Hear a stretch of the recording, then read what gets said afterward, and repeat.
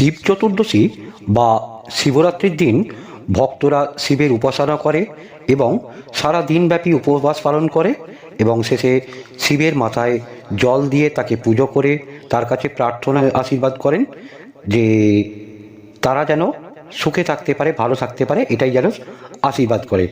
অবিবাহিত মহিলারা কি তাহলে শিবের মতো বর পাওয়ার জন্য এই পুজোটা করে থাকেন? আসুন আজকে জেনে নেব এই শিব পুজোর মাহাত্ম্য কী। বন্ধুরা, আমি সুদর্শন আর টুম্পা দর্শন চ্যানেলে জানাই আপনাদেরকে অনেক অনেক স্বাগত। তো চলুন আজকে জেনে নিই শিবরাত্রি বা শিব চতুর্দশীর মাহাত্ম্য কী। হিন্দু মহাপুরাণ তথা শিব মহাপুরাণ অনুসারে এই রাত্রে শিব সৃষ্টি ও স্থিতি ও প্রলয়ের মহাতাণ্ডব নৃত্য করেছিলেন। আবার এই রাত্রেই শিব ও পার্বতীর বিয়েও হয়েছিল। এর অর্থ হল শিব ও শক্তি তথা পুরুষ ও আদিশক্তির মিলন। এই মহাশিবরাত্রির দিন ভক্তরা সারাদিন উপবাস করে থাকেন এবং বিশ্ব জুড়ে শিব মন্দিরগুলোতে পূজা করা হয়। ভক্তরা সাধারণত শিবলিঙ্গে দুধ নিবেদন করেন এবং মোক্ষ প্রার্থনা করেন। মহাশিবরাত্রি ভগবান শিবের উপাসকদের জন্য সবচেয়ে শুভ তিথি। এই শুভ দিনে ভক্তরা শিবের উপাসনা করে এবং দিনব্যাপী উপবাস পালন করেন। ভক্তরাও মহাদেবের কাছে প্রার্থনা করেন এবং তার আশীর্বাদ চান। তবে তা কি কেবল বর পাওয়ার জন্য? হিন্দু পুরাণ অনুসারে এই দিনে ভগবান শিব ও দেবী পার্বতীর সঙ্গে বিবাহ বন্ধনে আবদ্ধ হয়েছিলেন। ভগবান শিব পুরুষকে মননশীলতা মূর্ত করেছেন, যেখানে মা পার্বতীর প্রকৃতিকে চিহ্নিত করেছেন। চেতনা এবং শক্তির মিলনের সঙ্গে সৃষ্টিকেও সহজ করে তোলে এই দেবদেবী।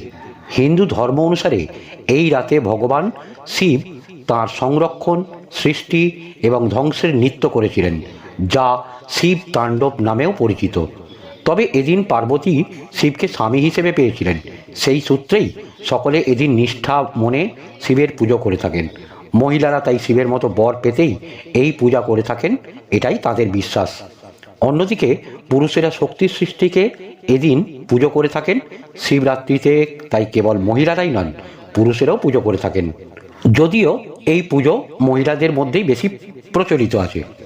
আসুন এবারে জেনে নেব মহাশিবরাত্রির গুরুত্ব। এই দিনে ভক্তরা একটি দিনব্যাপী উপবাস পালন করেন এবং বিশ্ব জুড়ে শিব মন্দিরগুলোতে পূজা করা হয়।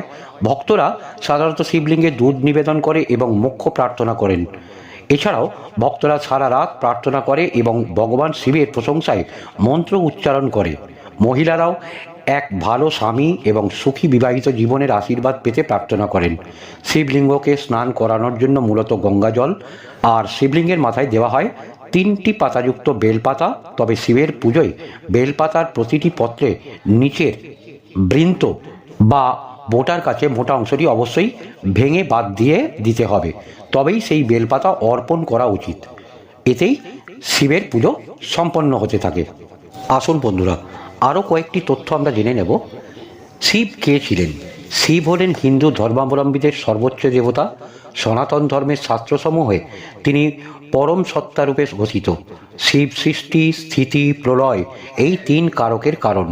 তিনি সমসাময়িক হিন্দু ধর্মের 3টি সর্বাধিক প্রাচীন সম্প্রদায়ের অন্যতম শৈব সম্প্রদায়ের প্রধান দেবতা। শিবরাত্রির উপকারিতা কী?